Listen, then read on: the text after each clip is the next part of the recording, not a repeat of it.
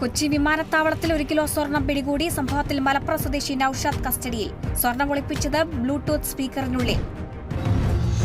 Kottayam ഈരാറ്റുപേട്ടയിൽ KAAPA case പ്രതിയെ തേടിയെത്തിയ പോലീസും പ്രതിയുടെ ബന്ധുക്കളും തമ്മിൽ വാക്കേറ്റം. സ്ഥിരം ക്രിമിനൽ കേസ് പ്രതിയായ അഫ്സലിനെ തേടിയാണ് ഈരാറ്റുപേട്ട പോലീസ് എത്തിയത്. വീട്ടിൽ കയറി പരിശോധന നടത്തിയപ്പോഴാണ് പോലീസിനെ വീട്ടുകാർ തടഞ്ഞത്.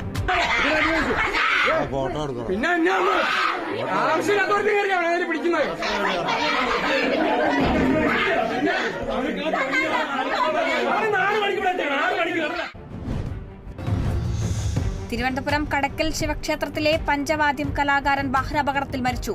അഞ്ചൽ അലിയമ്മൻ സ്വദേശി ബിജുകുമാറാണ് മരിച്ചത്.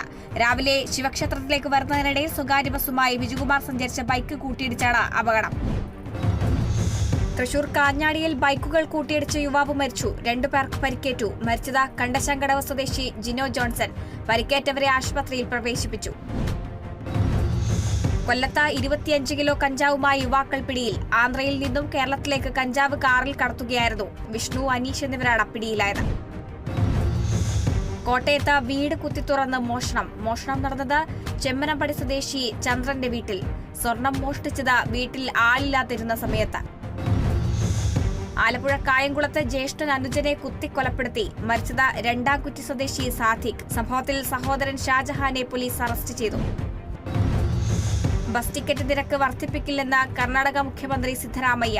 ഇന്ധനവിലയിൽ ബിജെപി ഭരിക്കുന്ന സംസ്ഥാനങ്ങളെക്കാൾ കുറഞ്ഞ നിരക്കാണ് കർണാടകയിൽ നിന്നും മന്ത്രി.